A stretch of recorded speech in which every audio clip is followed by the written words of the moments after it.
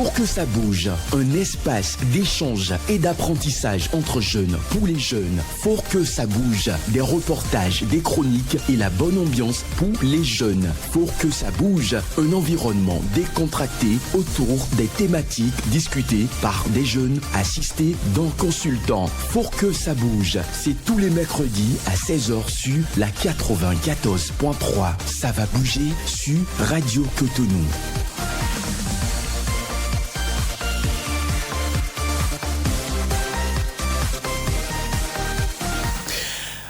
Bonsoir à toutes, bonsoir à tous. Merci de votre fidélité à nos programmes. C'est bien votre émission Faut que ça bouge que vous recevez à partir donc de cet instant. Merci donc de cette fidélité. Une fois encore, les examens nationaux de fin d'année sont désormais derrière nous. Les candidats au certificat d'études premières CEP, au brevet d'études du premier cycle BEPC et au baccalauréat ont composé et attendent désormais avec impatience la proclamation des résultats. Cette période d'attente est souvent marquée par diverses émotions, espoir, inquiétude, peur de l'échec, stress, pression familiale ou encore incertitude face donc à l'avenir. Certains candidats passent leur journée à refaire mentalement leur copie, tandis que d'autres peinent à trouver le sommeil. Comment vivre sereinement cette période? Comment éviter que le stress ne prenne le dessus? Quel rôle les parents et l'entourage peuvent-ils jouer pour soutenir les candidats pendant cette courte période? Pour en parler, bien évidemment, aujourd'hui, je reçois pour vous un spécialiste de la santé mentale. Notre invité a pour nom André Alikhonou. Eh bien, comment vous allez? Je vais très bien, par la grâce de Dieu. Vous êtes psychologue clinicien, psychologue directeur exécutif de l'ONG SIAD. D'accord. Et vous vous intéressez aussi à toutes les questions liées donc à l'éducation? Oui, justement, c'est la mission de l'ONG. D'accord. Alors, merci. Nous aurons le temps donc de parler de votre ONG, ce que vous faites. Voilà, et on en parlera en son temps. D'accord, donc merci de votre fidélité. Donc vous, comme vous le dites, vous prenez toujours du plaisir à répondre à notre invitation, à être avec nous. Alors qu'est-ce qui justifie cela? C'est déjà la crédibilité, la notoriété de la radio. Voilà. Qui n'est pas... C'est vrai, c'est une jeune radio. Oui. Mais qui fait avec... une jeune radio qui est née avec beaucoup de dents, n'est-ce pas? C'est ce que j'allais dire, avec beaucoup d'expérience. Oui. Quand on compte individuellement, autant dans la technique que dans l'animation, oui, et la direction, le management et tout le reste, on voit qu'il y a beaucoup d'expérience. Et donc, pourquoi pas apporter notre petite pierre quand on est humblement invité. On ne doit pas se faire plier. Merci infiniment. Merci donc pour tout ceci reconnu donc pour reconnaître à la radio municipale. Merci. Et tout cela est bien possible grâce à vous, bien évidemment, à votre disponibilité également, grâce donc à nos auditrices et auditeurs. Voilà, donc vous contribuez aussi à cette notoriété. Ah oui, c'est les premiers acteurs, les auditeurs, auditrices. Voilà, aujourd'hui donc nous parlons de cette courte période marquée de stress, d'espoir et d'interrogation que traversent les candidats au CEP, au BEPC, au baccalauréat. Donc après les épreuves, c'est une courte période comme je le disais, mais une période très très très capitale. Et si on gère mal cette période, ça peut tourner donc au vinaigre. Et c'est justement pour que ça ne tourne par cette étape que nous vous invitons dans ce studio pour parler. Merci. Avant donc de continuer, il faut dire que c'est bien Patrice Béja qui est à la mise en onde de cette émission. Job Chikpe devant nous ici pour les images, ces images que vous allez retrouver après sur notre page YouTube. Bien évidemment, toute la vidéo donc de cette émission sera disponible sur YouTube et donc les gens peuvent en son temps aller donc les regarder donc ces images et pouvoir mieux suivre encore cette émission. Merci d'ores et déjà donc pour cela. Les auditeurs et auditrices ont la possibilité bien de participer à cette émission sur les numéros 01 68 87 67 00 ou 01 52 52 73. Voilà, vous pouvez aussi donc poser des questions, envoyer des contributions via des messages WhatsApp sur le numéro 01 50 52 52 73. Monsieur Ali Khonou, à nouveau, bonsoir. Alors, dites-nous, si on doit définir le stress, qu'est-ce qu'on peut retenir ? Oui, définition très simple mais difficile à traduire en mots simples pour, j'ai envie de dire, le commun des mortels. Le stress, il faut dire tout simplement, c'est ce sentiment, cette inquiétude qu'on a lorsqu'on est face à une situation. Vous êtes dans une situation non rassurante ou bien vous êtes face à un objet ou une personne qui ne vous rassure vraiment pas et qui crée une certaine incertitude et donc vous aviez un sentiment de peur, de doute, d'inquiétude envers la situation ou envers la personne. C'est ce qu'on appelle le stress. Ça se manifeste par la sueur, par le tremblement des membres, par peut-être ce qu'on appelle une boule dans le ventre, par des maux de tête, pas des céphalées, pas des maux de tête. Ça peut, selon votre personnalité, prendre différentes formes. Mais quoique, c'est une émotion qui va se traduire dans votre corps à travers donc ces différents signes que je viens d'évoquer. Merci. Et donc c'est cette période-là que traversent actuellement les candidats, n'est-ce pas? Cette période marquée par ce stress que vous venez donc de définir, n'est-ce pas? Les candidats sont malheureusement enclins non seulement au stress mais aussi à l'angoisse. La différence c'est que le stress, la situation est réelle, la situation est là, vous la connaissez. Mais l'angoisse c'est que la situation n'est pas encore là, vous n'avez pas encore rencontré l'objet, vous n'avez pas encore rencontré la personne. Vous n'avez pas encore une idée claire bien précise. Vous appréhendez de la situation. Il se pourrait que ça soit ça. Et c'est pas de cet instant qu'intervient l'angoisse. Ça vous crée, voilà, c'est là l'angoisse, mais vous aurez les mêmes émotions, vous aurez les mêmes signes pratiquement. Donc la différence tout simplement entre le stress et l'angoisse c'est que l'un, vous aviez la situation, vous vivez la situation en face, vous êtes dans la situation, l'autre c'est que la situation peut-être est même imaginaire, c'est dans votre cerveau, ça va jamais arriver peut-être, mais vous dites ça peut être probable utopique, que ce soit ça, voilà. Donc il y a des candidats actuellement qui sont stressés parce que ils sont candidats, le résultat arrive.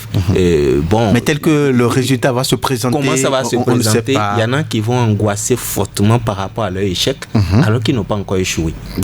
Donc il y a ça qui est là, et voilà un peu, certains vont se mettre dans les deux en même temps. Donc des candidats. La période d'attente de résultats est une période très sensible parce que le stress est réel. Le stress est réel et le cerveau fait face. Le cerveau génère mille scénarios en même temps en disant ça va se passer comme ça, ça va se passer comme ça. Et toutes sortes d'imagination défilent. On est préoccupé. Et donc dans la tête. 24 heures sur 24 dans la tête par rapport à ça. Alors, M. Ali Khonou, dites-nous pourquoi l'attente des résultats du CEP, du BEPC ou même du baccalauréat est-elle souvent une source importante de stress chez les candidats? Déjà, personne n'a envie d'échouer. Justement. on n'a pas envie d'échouer, quelle que soit notre performance. Même si on est bien conscient que devant les épreuves, on n'a pas pu faire grand-chose, mais on est quand même convaincu qu'on n'a pas envie d'être échoué. On sait qu'il y a un Dieu quelque part qui va faire que je vais passer. Alors dites-nous pourquoi cette période-là de l'attente-là est-elle souvent source importante de stress chez les candidats en question? Parce que c'est une période période pendant laquelle le candidat n'a aucun pouvoir sur son résultat. D'accord. J'ai envie de dire, il n'a aucun pouvoir sur son sort. Et son sort reste, comme on aime bien le dire dans le milieu, dans les mains de celui qui tient le bic rouge. Je suis sa copie. Oui. Et donc, il ne sait même pas qui ça va être. Il ne sait même pas où la copie se trouve. Et puis, derrière, il y a les promesses des parents. Il y a l'ambition, l'envie personnelle de vouloir réussir. Et puis, il y a aussi la honte qu'on ressent, qu'on vit déjà en se projetant dans la peau de celui qui a échoué. Et comment je vais sortir de la maison et comment on va me traiter. Il y a des comparaisons, les camarades. Et il y a tellement de choses. On se projette encore dans l'année qui vient de finir. On dit, je vais encore faire la même chose pendant 9 mois.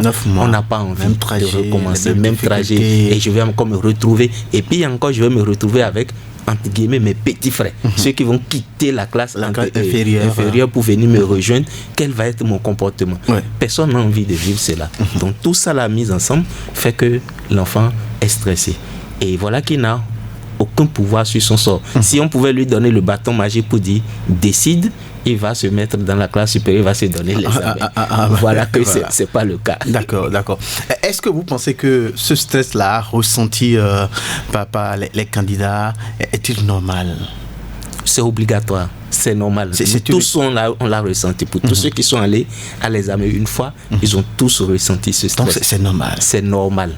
Maintenant, c'est la gestion de ce stress. Voilà. C'est l'environnement dans lequel on les met. Comment ils gèrent, comment ils comprennent, comment ils composent avec ce stress pendant cette période qui devient problématique. D'accord. Sinon, le stress, personne ne peut l'éviter ou empêcher que cela arrive. Vous ne pouvez pas. Quand bien même j'ai été brillant en classe, peut-être j'ai occupé les premières places durant toute l'année et que même à l'épreuve, pendant donc l'examen, je suis sûr que j'ai bien répondu aux questions et malgré que je suis sûr de tout cela, je vais encore me stresser en attendant les résultats. Mon cher Sanso, je ris parce que tous on sait, et quelqu'un dans votre entourage vous dira, il y a des premiers qui échouent. Voilà, des propos aussi qui peuvent venir. Et là, ça va vous faire tic. Justement. Et en plus de cela, il y a aussi de petites erreurs, l'excès de confiance, dont on ne se rend pas compte tout de suite en action lorsqu'on est en train de composer. J'ai déjà vécu un neveu qui, très brillant, dans sa matière de prédilection, s'est bien préparé. Heureusement, c'était au cours de l'année. Il s'est très bien préparé. Et il a veillé même sur un exercice. Et puis, il va au devoir. Et puis, c'est l'exercice qui sort. Confiant de lui, il prend son brouillon. Il dit que ça, c'est un gâteau tombé du ciel. Il vient de faire ça la veille. Et c'est quelqu'un de très brillant, premier de sa classe. Donc, il tombe sur son truc. Et puis, il dresse le devoir, il dresse l'exercice sur son brouillon. Et confiant de lui, il dépose le brouillon, il prend la feuille de composition, il dresse tout dessus proprement. Il a fini dans le temps. Sans même utiliser donc il n'y a pas eu de rature, rien, propre. Et puis il dépose, il se repose. Le temps de rendre les copies arrive. Et il rend les copies. Il vient à la maison, confiant d'avoir bien composé, et il demande à manger parce que là maintenant son stress est descendu, il a faim, il a envie de manger. C'est ça, mec qui lui demande, mais ça s'est bien passé? Il dit oui, ça c'est très bien. Il dit très bien même. C'est l'exercice sur lequel je butais hier. J'ai fini avec. Sa mère dit, je peux voir? Il dit, voici le brouillon. Il tend le brouillon à sa mère qui lit et qui dit, mais c'est le brouillon?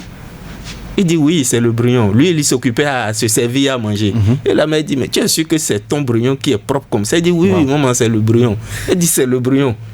Quand elle a dit la troisième fois, c'est le brouillon, ça a attiré son attention. Il vient, il regarde, c'est sa copie qu'il a ramenée à la maison. Waouh. Et c'est donc le brouillon qu'il a remis à la place de la copie normale. Il a remis à la place de la copie. Oh Seigneur.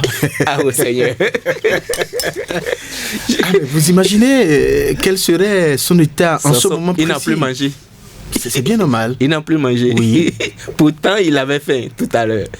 La fleur a disparu. Il n'a plus mangé. Je vous donne encore un autre exemple. Ça, c'est un exemple qu'un directeur d'établissement. Ce que vous avez évoqué tout à l'heure comme exemple, c'est bien possible que ça soit passé pendant les derniers examens que nous avons vécu. Pourquoi pas? J'ai bien rangé. Quelque part, voilà, pas manque de concentration. Alors, ce cas, avant que vous nous donniez l'autre exemple, ce cas précis, qu'est-ce qui pourrait empêcher cet enfant en ce moment précis de ne pas pouvoir remettre sa copine normale? Manque de concentration. Juste ça. Excès de confiance. D'accord. Voilà les deux mots. Parce que il était tellement sûr d'avoir bien fait. Oui. Ok, il a très bien fait. Il a rangé. Mais il fallait juste se concentrer, savoir que c'est la copie normale qu'il faut ranger. Qu'il faut remettre. Donc je range mon brouillon et le reste à part. Lui, il a rangé tout. Je ne sais pas ce qui s'est passé. Il était tellement confiant de lui qu'il a rendu le brouillon sans se rendre compte qu'il avait rendu le brouillon. Et il était revenu à la maison fier et content. Donc, vous imaginez la période de correction, la période qu'on vienne, le professeur vient lui annoncer la note. Vous imaginez le stress dans lequel il va vivre. Quel va être mon sort? Je suis le premier de la classe. On va venir dans ma matière de prédilection, dit que j'ai 0. Que vous avez dit que sur le brouillon, il n'avait rien écrit. J'ai dit c'est dressé. C'est intact. C'est propre. Oh Seigneur mon Dieu. Je m'imagine à sa place. Voilà des choses qui arrivent. Voilà. Alors, vous parliez encore d'un second exemple ou un deuxième exemple parce que vous en aurez aussi à donner. C'est l'exemple de ce directeur qui me l'a raconté cette année. J'ai dit voilà, il était en composition et puis il était tellement concentré sur sa composition que le candidat qu'il était, il était tellement concentré que il a fini tout et il rentre, il sort et les camarades qui commencent par parler d'un exercice. Les camarades qui sont sortis de là, qui parlent d'un exercice. Et puis il dit, mais vous parlez de quel exercice? En fait, l'épreuve était en double page. C'était recto verso. Lui, il était tellement concentré qu'il n'a même pas vu le verso. Autre exercice derrière. Il n'a même pas vu le derrière. Il a travaillé juste sur le verso et puis il n'a pas vu le recto. Et il a juste travaillé et lui il est sorti. Il savait même pas qu'il y avait un exercice qu'il fallait tourner la feuille et retrouver le il savait même pas. Mais pour lui, il a bien composé, il est sorti. Et c'est seulement quand les camarades en parlaient, puisqu'ils voulaient même pas entendre, et il dit 4 exercices ou bien 3e exercice. Oui, justement parce que à l'examen, on nous donne des conseils quand vous finissez, ne revenez plus sur ces épreuves passées, tout ça. Donc il était certainement dans cette posture-là. Dans sa logique. Oui. Mais de quoi ils sont en train de parler? Et il prend sa feuille, la feuille de l'épreuve, et il retourne, il voit que il y avait encore 2 exercices derrière. Dans ce cas, mais on fait comment? Mais voilà, c'est le ciel qui va tomber. Donc ce sont des choses qui arrivent. C'est possible. Et mieux encore, quand je reviens à ce que vous êtes en train de dire tout à l'heure, quand vous sortez, vous finissez, on est en période de correction. Vous savez, j'ai eu ce cas aussi cette année où un parent... la veille de l'examen, pour ne pas dire la veille 2 jours avant, dit à son enfant, j'ai rêvé que c'était l'exercice qui va sortir dans telle matière. Il faut traiter l'exercice là. Vous voyez un peu, si l'enfant n'était pas prêt, déjà il va à l'examen avec ce stress. Maintenant, qu'est-ce que ça va être? Et on est dans la période où des camarades vont s'improviser correcteurs. Tel exercice, voici. On a vu, voici. Et puis, il y a des groupes de WhatsApp qu'on crée pour corriger BAC, corriger BPC. Il y a des choses comme ça. Tout ça, ce sont des situations qui mettent les candidats dans cet état d'anxiété, de stress qui ne dit pas son nom, qui, au contraire, surcharge la tête, empêche le corps de se reposer et les empêche de vivre jusqu'au jour où le résultat va sortir. Et si par la grâce de Dieu, il était déclaré admis, vous voyez ce garçon ou cet enfant qui avait maigri en moins de 2 semaines, il reprend vie. Ce qu'il fallait faire tout au début. Le lendemain des compositions, du dernier jour de composition, il faut reprendre vie, il faut respirer. Alors, M. Alikhono, on sent que pendant cette période-là, il y a certains candidats qui sont plus anxieux ou plus stressés que les autres. Qu'est-ce qui fait? Pourquoi cette différence-là? Oui, ça dépend de la charge émotionnelle que porte chacun. Si vous êtes l'espoir, votre réussite à l'examen est la Coupe du Monde que votre famille va gagner, et c'est ce qui va sauver la famille, c'est ce qu'on vous a dit depuis la 6e jusqu'en terminale. Vous êtes la fille aînée ou le garçon aîné, le premier qui va au bac dans la famille. Vous voyez, tout ça, c'est des poids supplémentaires qu'on met sur l'enfant. Et quand votre paternelle où vos parents ont pris le temps de vous dire ton échec c'est ma honte, tu vas me honner dans toute la famille et c'est moi seul mon enfant qui n'a pas encore eu le bac dans cette famille. C'est-à-dire des comparaisons j'évoque un autre cas où voilà, peut-être l'enfant est resté avec sa maman, peut-être le papa peut-être a refusé d'investir et la femme seule a investi sur cet enfant, donc chaque fois elle lui répète voilà, et il faut qu'on arrive à montrer à ton papa que qu'on peut justement. Donc voilà ça, un peu toutes ces charges là et vous constatez avec moi monsieur Sanson que ce ne sont pas des inquiétudes, des préoccupations liées à la performance scolaire de l'enfant. Ce sont des ambitions, soit du père, de la mère, de l'entourage, de la famille, ou des projections qu'on fait vivre à l'enfant. Imaginez un enfant qui vient de finir sereinement son examen, il s'est préparé normalement. Il a composé normalement. Il a composé normalement, il a fait ce qu'il peut sérieusement. Et puis il revient quand un oncle ou papa dit j'ai discuté avec ton oncle, il dit si tu réussis, je vais t'envoyer en France. Qui n'a pas envie d'aller là-bas? Ou je vais te payer telle grande école. Qui n'a pas envie d'avoir ça? Mais qu'est-ce qu'il peut faire maintenant sur ces résultats? Donc ce que vous êtes en train de lui dire, c'est que quand tu vas avoir 12, quand tu vas composer, quand tu vas réussir avec mention, on va te faire ci, on va te faire ça. Mais qu'est-ce qu'il peut faire là, maintenant? Sinon que focaliser son esprit sur ça, de façon illusoire en disant je vais prier pour avoir 14, pour avoir 15. Donc si je veux avoir 14 ou 15 pour mériter ce cadeau qu'on me promet, il faut que je prie chaque jour, chaque minute, que je ne laisse rien passer. Et demander le miracle, hein? Il va rester stressé. Il va rester stressé, il va surcharger, pour ne pas dire focaliser sa tête, son corps, toute sa vie sur ce résultat. Alors on peut donc retenir que les parents peuvent aussi donc contribuer à accentuer cet état de stress là chez les candidats, n'est-ce pas? Exactement. Non seulement les parents, mais la première chose qui accentue vraiment cet état de stress, c'est que quand on a fini de composer, on prend pas la peine de vraiment finir de composer dans la tête. On prolonge la période de composition pendant la période d'attente des résultats. Donc quand vous avez fini de composer, les compositions ont duré, les examens ont duré 3 jours, ont duré 4 jours, vous avez fini. Passez à autre chose. Mais malheureusement, les attentes, les ambitions, les objectifs font que l'enfant continue de composer jusqu'au jour où les résultats seront officiels. Malheureusement. Voilà, donc on a compris avec toutes ces informations ce que c'est que le stress, cette étape-là, ce que la source, ce que cela peut générer sur le candidat. Vous venez donc de nous expliquer tout cela, merci. Alors, quelles sont maintenant les attitudes recommandées aux candidats pendant donc cette période d'attente? Déjà, avant de parler d'attitudes recommandées aux candidats, je vais peut-être revenir sur ce que les parents, l'échec projeté des parents. Ce que j'appelle l'échec projeté des parents, c'est que les parents qui prennent la peine de revivre leur année d'examen ou de scolarité. Et quand j'étais parti au bac, c'était comme ça. Quand j'ai échoué la première fois, c'est parce que j'ai fait les mêmes erreurs. C'est parce que et je voudrais que tu évites de faire ces erreurs. Donc, qui font une projection sur leur enfant, qui surchargent ainsi l'enfant ou qui passent leur stress à l'enfant ou qui surchargent communiquent à l'enfant leur stress de façon supplémentaire. Alors, qu'est-ce qu'il faut faire? Je disais tantôt, lorsque vous finissez de composer, il faut vraiment finir de composer. Les jours de composition sont terminés le jeudi, le mercredi, le jeudi, le vendredi, plus de cahiers, déposer les bics et puis passer à autre chose. C'est-à-dire quoi? Ce que je conseille aux gens de faire souvent, c'est de dormir.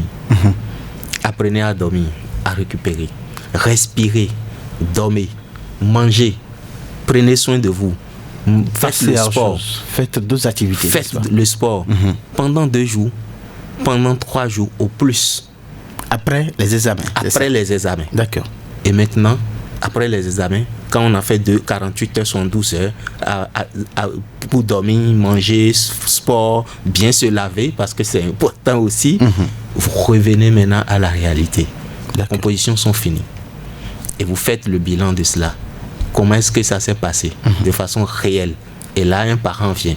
comment ça, tu as bien composé, oui, etc., etc. On parle. Maintenant, comment on projette la suite? Tu ne vas pas rester à ruminer pendant tout ce temps.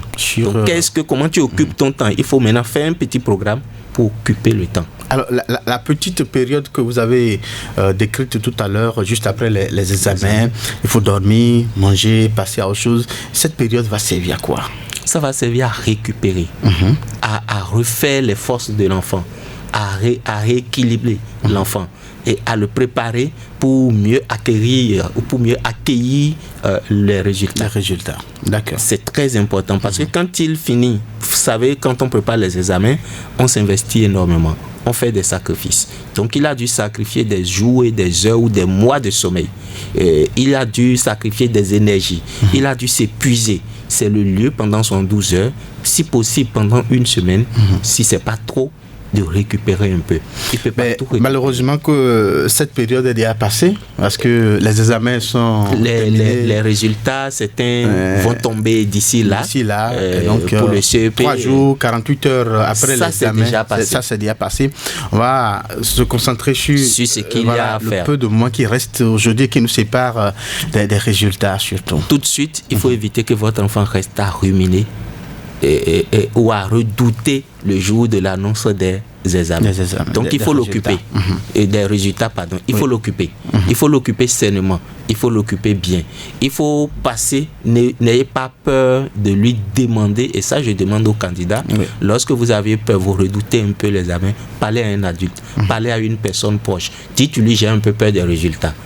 Et si j'échouais? Et si j'étais admis? Parler à un adulte brièvement, pas que l'adulte va vous donner des conseils, pas que l'adulte va vous donner la solution ou va vous rassurer, mais évacuer cette peur-là. D'accord. Le fait d'en parler, ça vous soulage pour 50%. D'accord. Donc vous conseillez que les candidats en attente des résultats puissent maintenir donc les relations avec les amis. Avec les amis, la famille, les parents, de sortir, de manger, de se distraire, de faire autre chose que de penser à l'examen. Voilà. Mais quand on a peur, quand l'idée vient, parce que vous ne pouvez pas vous empêcher de penser à l'examen, de penser à si j'échoue, si je réussis, il faut en parler. Il ne faudrait pas que vous restiez accroché à cela. Ne ruminez pas ça. D'accord. D'où les activités sportives, les activités récréatives, etc. Les activités parallèles, ce que j'appelle activités parallèles. Allez vous inscrire dans un club d'anglais. Oui. Allez vous inscrire dans un atelier de cuisine, dans un centre de formation où vous allez apprendre la couture, où vous allez faire déjà un programme de renforcement de quelque chose, j'ai envie de dire, surfer sur votre potentiel. J'aime faire cette activité-là. Moi, je suis un bricoleur. J'aime bricoler. C'est le lieu de dire, papa, négocie avec l'électricien là, je vais apprendre un peu. Ou je vais aller dans un centre où je peux bricoler des choses. C'est le lieu d'investir, j'ai envie de dire, investir efficacement. Oui. Donc, c'est important de faire cela, cette période. D'attendre les résultats. Il ne faut pas rester. Parce que la loisiveté est vice, comment dire, est la mère des vices. Ça va créer ce laps de temps vide, va faire que vous allez forcément repenser, ruminer, qu'est-ce que ça va être. Mais lorsque vous occupez sainement la tête, vous occupez le cerveau, le corps va bien se sentir et vous allez vivre mieux. D'accord. Vous avez dit tout à l'heure que le candidat ne peut pas vivre sans pour autant avoir de temps en temps les idées liées donc à ces résultats qui sont en attente. Alors comment gérer les rumeurs et les spéculations qui circulent avant la publication des résultats? Parce que ça n'en manque pas. Voilà, vous comprenez un peu les rumeurs, voilà, les résultats, ça va sortir demain. On a appris que cette année-là, c'est 25%. On avance des chiffres. Les candidats de D, là, personne n'est admis. Donc, ces rumeurs, ces spéculations-là, alors comment on peut les gérer? Je dirais, il faut pratiquer ce que j'appelle l'oreille sourde. C'est-à-dire vous avez entendu ou bien c'est tombé, comment dire, c'est tombé dans des oreilles de gauche et ça sort par l'oreille droite. Tout simplement, vous ne tâchez pas d'importance à cela. Parce que ça n'a qu'une seule fonction, vous perturber. Vous avez bien dit rumeur. Si c'était vrai, les résultats seraient tombés, on vous aurait dit, vous aviez échoué, ou vous êtes admis, il y a eu tel pourcentage de taux de réussite nationale, il y a eu tel dans votre discipline, dans votre série, etc. etc. Mais tant que ce n'est pas encore arrivé, si vous restez à spéculer, à ruminer sur ces spéculations-là, vous n'allez faire que vous faire mal. Vous allez vous torturer doublement. Parce que déjà, vous souffrez personnellement, individuellement. La famille souffre. Parce que les parents aussi souffrent énormément de l'attente des résultats. Ils souffrent doublement, pour ne pas dire, de leur investissement, du sort qui sera le leur, du fait qu'ils ne maîtrisent rien, que c'est l'enfant qui va être la cause de leur joie ou de leur honte, et tout ça. Mais tous ces charges-là, vous les portez et vous voulez volontairement vous donner encore la possibilité, oui, j'ai envie de dire la possibilité de penser inutilement à des rumeurs. Rumeurs, c'est une histoire non fondée. Donc, il ne faudrait pas vraiment s'accrocher à cela. Ça tombe, ok, si c'est ça, tant mieux, mais moi je ne fais pas partie. Il faut se donner un mental de gagnant pour ne pas s'accrocher, ne pas spéculer, ne pas argumenter sur ça. D'accord. Mais est-ce que vous ne pensez pas que la longue période que les résultats aussi prennent avant de sortir ne favorise pas? C'est un mois, mon cher Sanson. C'est un mois, mais ailleurs, on peut faire de sorte que, on le voit, une semaine après, les résultats sont là et puis les enfants sont libérés. Oui. C'est vrai qu'idéalement, ce qu'on aurait souhaité, qu'on demanderait encore à nos autorités, c'est de raccourcir davantage cette période-là pour rapidement libérer les enfants. Parce que ce qu'on ne dit pas aussi, c'est que dans cette période, il y a beaucoup de choses qui se passent.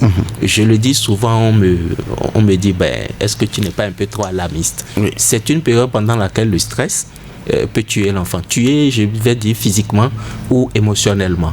Et c'est dans une période où des enfants aussi caractériels peuvent décider de ne pas donner suite ou de répondre du tic au tac aux parents ou à l'entourage qui les stressent un peu trop, qui vont devenir un peu, entre guillemets, on va les traiter d'impolis. Parce que tel oncle, tel parent, on me ramène toujours parce que ça devient à les trop. Ça devient de trop. Je ne peux pas respirer. Tout ce que je fais est comparé à toi, tu as là l'examen, tu attends ton et tu fais ça, tu n'as même pas encore ton BPC, tu cherches femme parce qu'on m'a vu avec une copine du quartier, tu n'as pas encore ton bac et puis c'est toi à cette allure tu vas enceinter, etc. Il y a tellement de choses. Peut amener l'enfant peut exploser un jour et répondre. Et quand là, il va répondre, voilà on va le trouver impoli, on va le trouver mal éduqué, ça peut créer des conflits. Et puis l'enfant qui est tellement agacé, entre guillemets, qui n'en peut vraiment plus, il peut dire cette famille m'aide. Et cette mort va pas être comptabilisée dans le fait qu'on l'a trop stressé. On va estimer que peut-être au mieux des cas, il a été envoûté, mon enfant va. Et puis encore quand, après son décès, les résultats sortent et qu'il a le bac, on dit c'est les sorciers qui ont fait ça. D'accord. Michel Aligro, nous allons évoluer donc dans cet échange-là. Alors dites-nous comment les parents doivent-ils accompagner réellement leurs enfants pendant cette période-là? Ce que je conseille souvent aux parents ici, c'est l'observation, l'écoute. Il faut vraiment écouter, il faut être présent et il faut observer énormément vos enfants. D'accord. Les enfants, pour la plupart, ne verbalisent pas ce stress. Ils espèrent chaque jour, ils attendent que, parce qu'ils font le décompte. Jour J-1, jour J-2, les résultats vont sortir et je vais être libéré. Donc c'est difficile de venir vers son parent et de dire papa Sanson, j'ai vraiment peur, quand est-ce que les résultats vont sortir? Je suis angoissé par rapport. L'enfant ne trouve pas normal de venir dire cela. Donc aux parents de voir le degré de stress de son enfant, d'observer, de constater et d'observer, parce que si vous ne l'observez pas, vous n'êtes pas présent, vous ne pourrez pas percevoir. Parce que observer, c'est différent de regarder. Observer, c'est regarder avec attention. Avec attention. Il faut vraiment observer non seulement les comportements non verbaux, mais aussi épier, presque, je vais dire piller, s'il le faut, épier les faits et gestes de votre enfant. L'avantage, c'est que vous connaissez votre enfant. Vous le connaissez sournois, vous le connaissez expressif, vous le connaissez émotionnel, vous le connaissez. C'est le lieu de mettre en pratique cela, de montrer à votre enfant que je te connais. Parce qu'il va vous le cacher au maximum.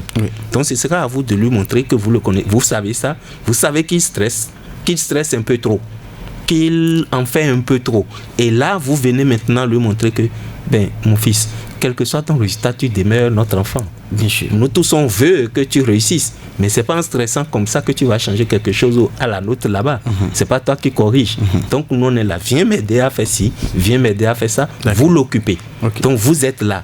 Et il faut qu'il vous sente présent et qu'il se sente en sécurité et accompagné. D'accord. Voilà ce que les parents doivent faire normalement. Mais pendant cette période, il y a des parents qui préfèrent peut-être envoyer l'enfant dans une autre famille en vacances.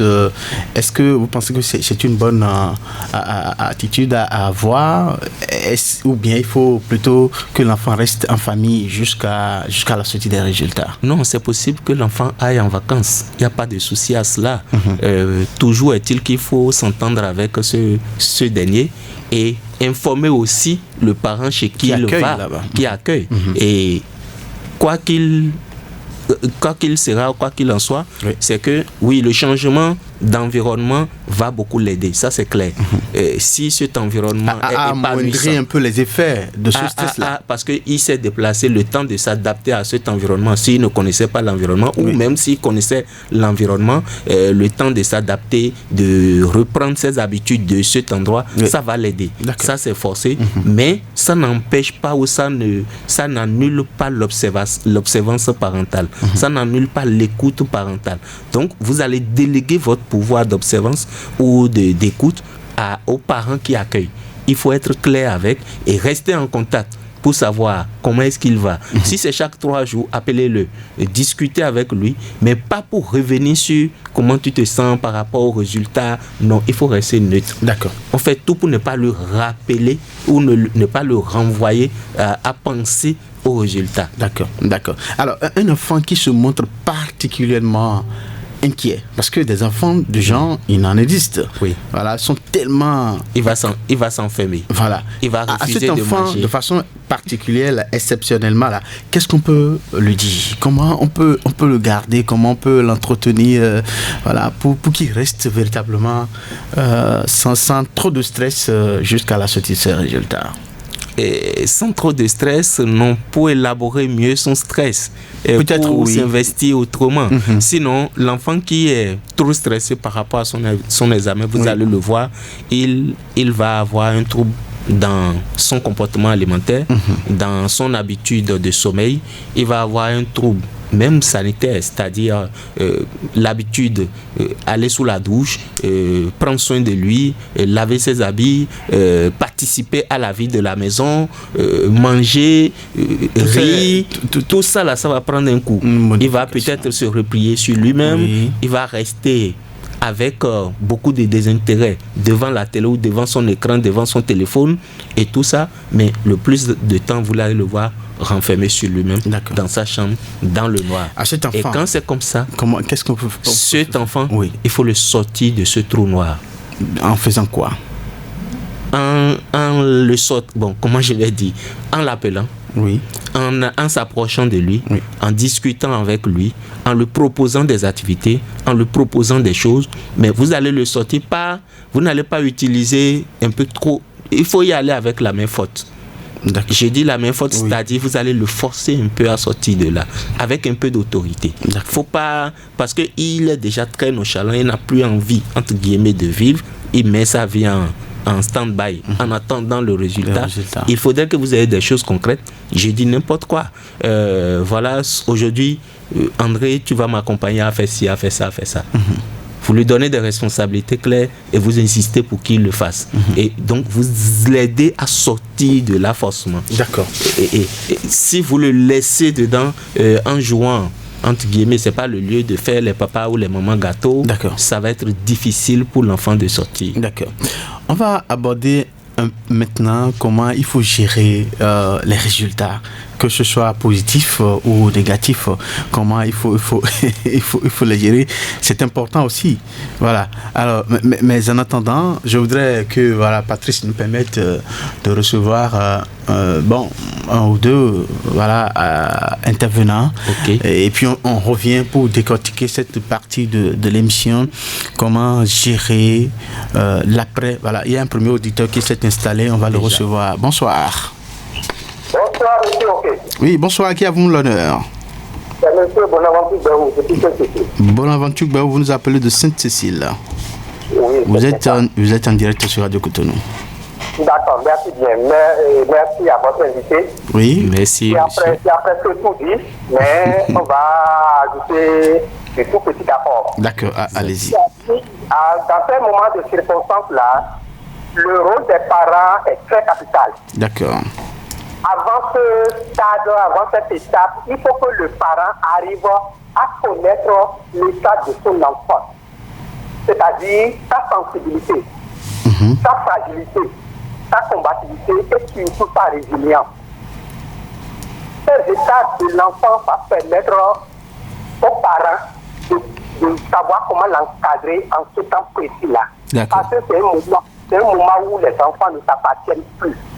Ils sont dans tous leurs états, ils sont prêts à tout.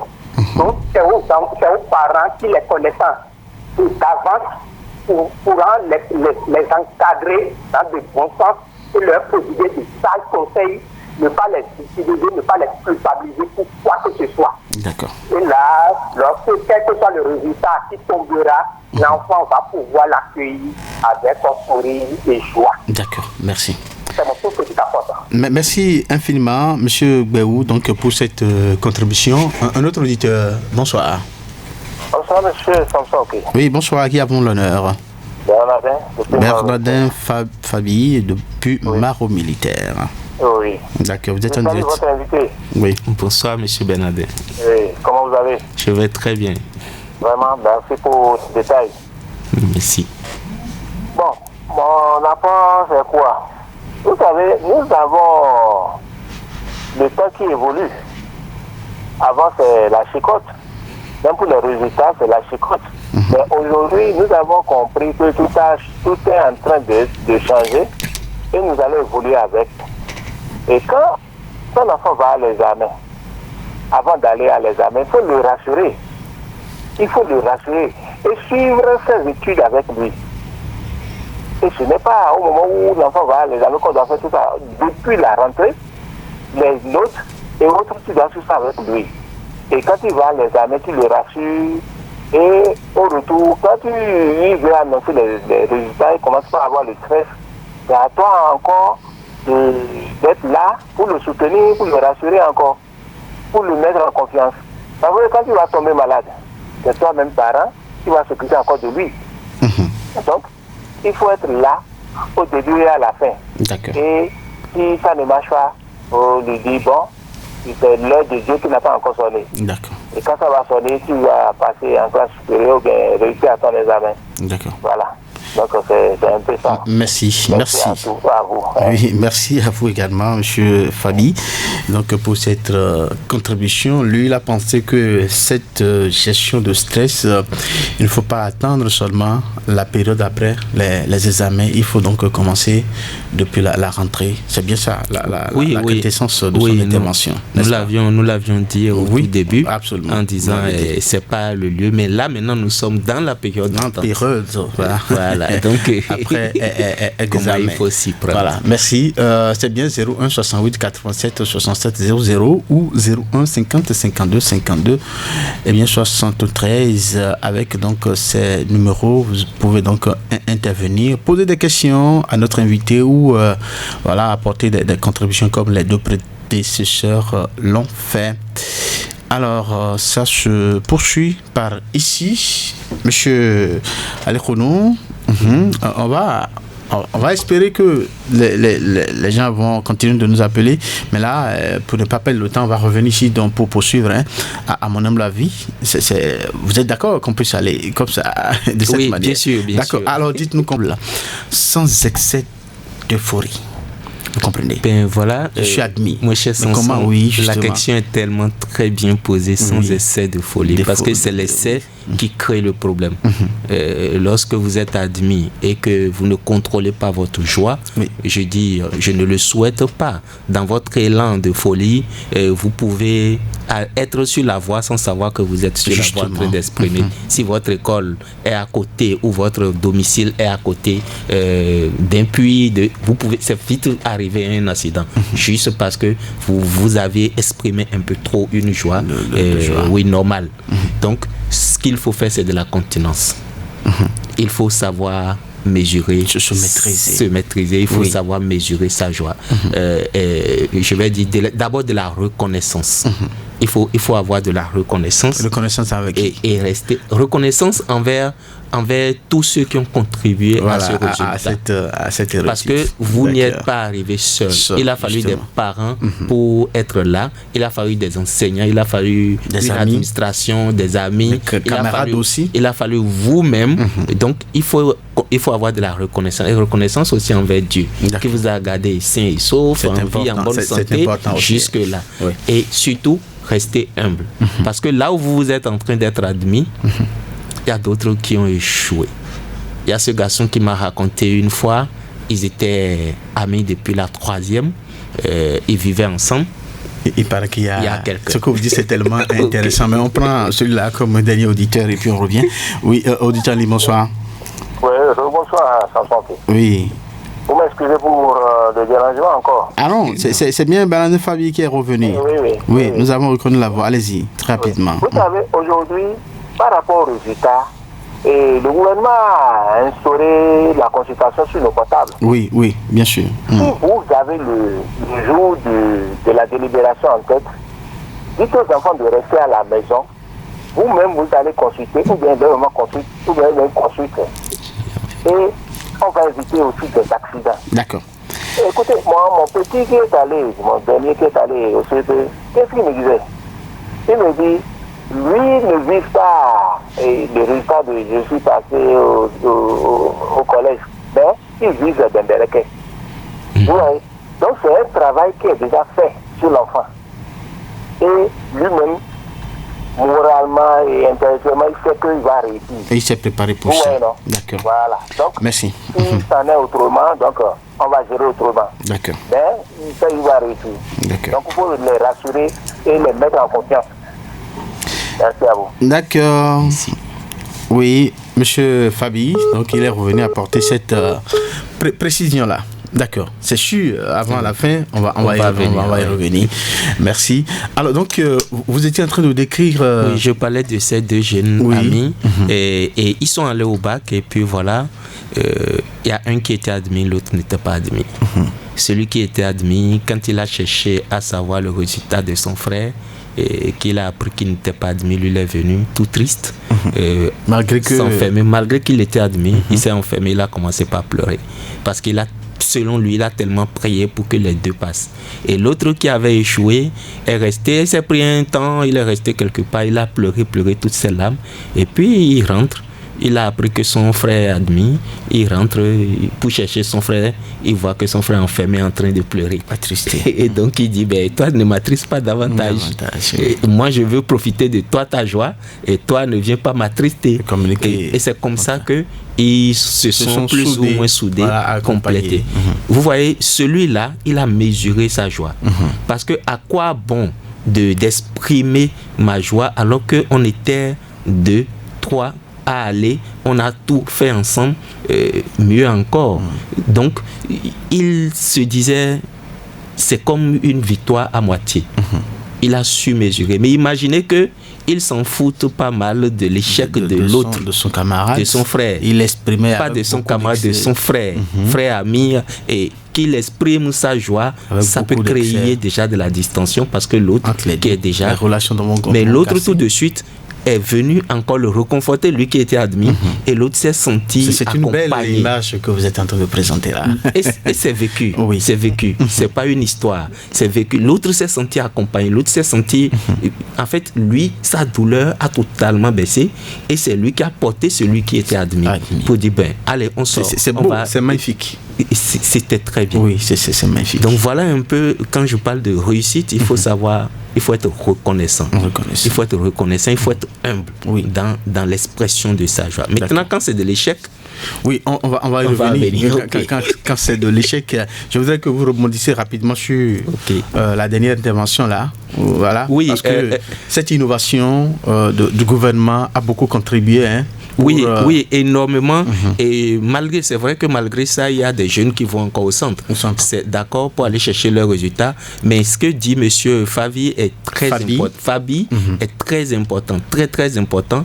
Nous allions venir forcément, mais il faut profiter. Chers parents, ne laissez pas votre enfant consulter lui-même ou consulter seul ses résultats. Pour les résultats de CEP qui vont tomber, on sait que les enfants de CEP qui vont au CEP, ils n'ont pas de portable. Donc, ils vont forcément consulter sur maman ou papa, ou c'est une soeur ou un frère qui va le faire. Donc, c'est important. Et lui, déjà, c'est plus ou moins contenu. Mais les enfants de BPC, Bac, la plupart ont déjà leur portable. Soyez là, parce que c'est le même effet. Et qu'ils soient enfermés dans sa chambre et qu'ils reçoivent le message, le choc de la réception, si vous n'êtes pas là tout de suite à côté pour contenir avec lui, ça peut créer d'autres choses. Donc, il faut être là.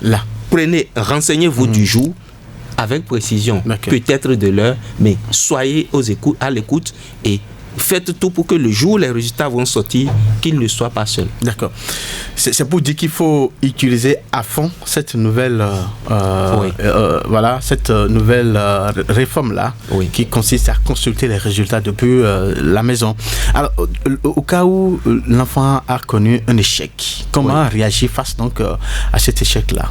Oui, voilà, ce qui intéresse la plupart. Personne ne veut être dans ce lot, quoique c'est une réalité. Mais il y a des enfants qui échouent. Il faut en parler. Ils vont forcément échouer. Absolument. Et pas parce qu'ils veulent échouer, pas parce qu'ils sont maudits, pas parce qu'ils ne valent rien. Non. Peut-être parce qu'ils ont manqué de temps, ils ont manqué de concentration, ils ont manqué de santé, ils ont manqué de stratégie. C'est tout ça là qui contribuer à l'échec. Maintenant, l'échec, il ne faut pas aussi capitaliser l'échec comme une défaite, comme une honte. Non, il faut prendre ça comme de l'information. On a appris à savoir que ce n'est pas comme ça qu'il faut procéder. C'est aussi un apprentissage. Donc, ne pas prendre cet enfant comme un vaut-rien. Il faut le rassurer, il faut encaisser l'échec avec lui et surtout l'amener à se projeter pour dans l'avenir avec de meilleures résolutions. C'est très capital.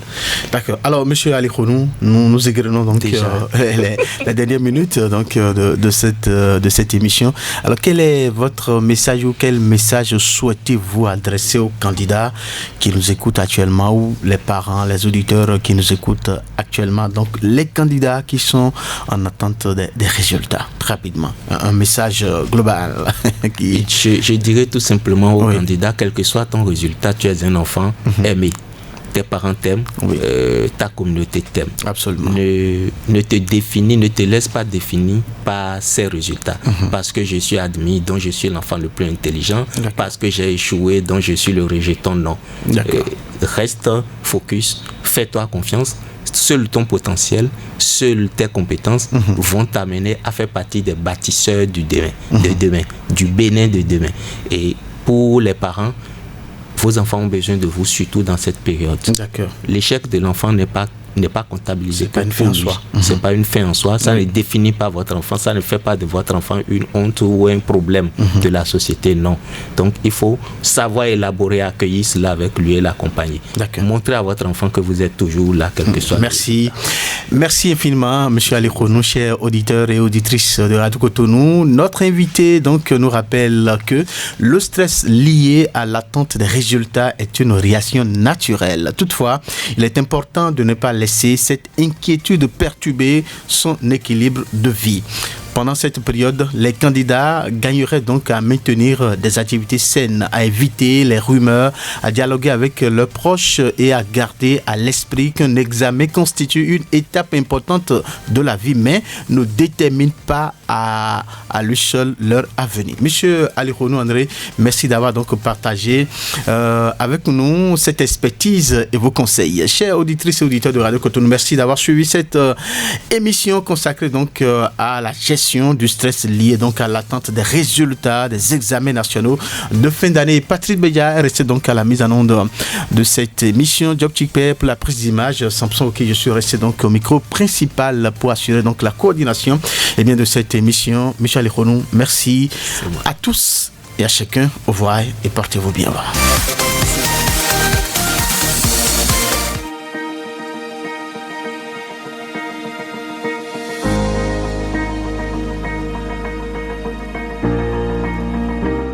population de Cotonou, elle est là. Radio Cotonou.